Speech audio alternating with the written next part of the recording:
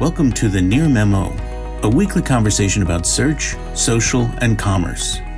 What happened, why it matters, and the implications for local.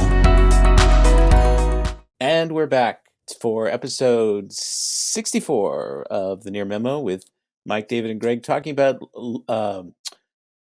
local, social, commerce, and everything in between. And this is the week of Google I/O, so we've got a lot of stuff to talk about there. There was 100. Google had a blog post that recapped their 100 announcements from Google I/O. So we're not going to talk about all 100, but we're going to talk about some of the stuff that came out.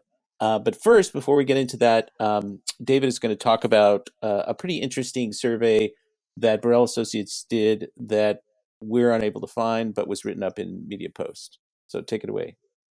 Yeah, Burrell partnered. Well, I think Facebook actually commissioned Burrell to do this study. It was from the Meta branded content project, so I assume that that's a Facebook initiative. And basically, was the big takeaways were that local companies who do content marketing are more profitable than those who do not. So trying to get more people to do this, though.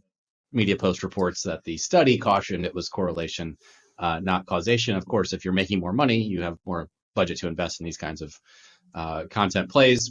There were some interesting things around, what percentage of content producers also buy SEO. That was basically 50%, and only a quarter, 26% of non-content producers buy SEO. One has to wonder what the SEOs are optimizing if there is no content to optimize, but that's sort of beside the point.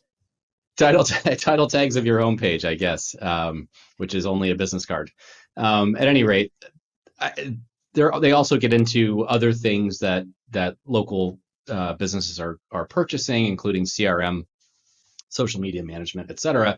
And it's just really interesting. We had a series of conversations internally this week just around sort of all of the revenue forecasts for SaaS companies, and in particular for advertising revenues. We've highlighted in previous Near Memos the Google and Facebook and Yelp earnings report, which are all sort of advertising driven. And this report, in addition to a couple of these interesting specific percentage data points, really struck me that there's just a whole mass of dollars that small businesses, local businesses are spending on marketing that typically just don't get included when you're talking about size of market, right? Or share of wallet, or whatever numbers you want to use, whatever metrics you want to use. And so it just strikes me that, if I think about the clients that I work with typically, or have historically worked with on the small business front, they're spending plenty of money on things like a website and an email marketing program and my SEO consulting services, and potentially a social media management manager, freelancer, photographers, video production, all kinds of things that are marketing driven, that are not advertising. And I just think it seems like a consistent theme, regardless of the size of business, that sort of these forecasts are really geared around how much money are small businesses spending on advertising. And in fact, that's probably just the tip of the iceberg if you consider their expenditures on both marketing and advertising related stuff. So yeah, I think that's totally the case, is that there's a much larger spend going to non-advertising digital marketing, broadly defined, than advertising. Advertising is easier to track. There are more third parties tracking it. You have to do direct research to get visibility on that from the small business standpoint. One of the problems I had with this survey, which is not discussed in the media. Well, it's not a problem with the survey. It's a problem with the Media Post article. They don't define the audience at all. It's just small business. They don't talk about the segmentation. And with Burrell's surveys in particular, I know this because I know how they conduct their surveys. They tend to get larger small businesses that are more serious marketers than the very small businesses where the volume of the market is. This is not to discredit the findings in any way, but you need to have some sort of visibility on who you're talking about, what segments you're talking about. The Breeden stuff, I think, is good because it does give you that segmentation, very small, medium, and sort of larger small businesses. I Although wish the that had Braden been. stuff typically is such a small sample, I wonder how good the segmentation is. Well, that's But the problem, is that they're only dealing with 500 SMBs, and then they're slicing it three ways, and so you get right, 100 and 100 and something in each category. So that's a methodological issue, but we don't know. People just use this term very loosely, and you don't know in many cases who you're talking about. But that's not to discredit the finding of this tip of the iceberg marketing spend, as you suggested. Is that all you wanted to say? Isn't there more? That's all I wanted to say. I'm Well, too excited to move on to Google yeah, I/O. So well, one final comment on that. One of the things that tends to be true in these situations, and you said this, is that the people that are doing content marketing that are having better results are probably going to be more sophisticated marketers. They understand the idea of content marketing and the benefits of content marketing, and so they're already doing other things that make them more successful. So this is the challenge with this kind of correlation study, even though it's interesting nonetheless. Yeah, but not so sure, Mike.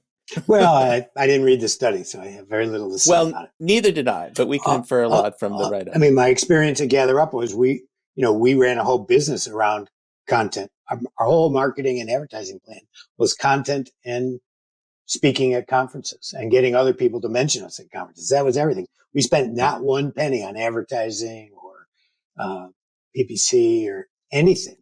100% of it was around content. So, Yep.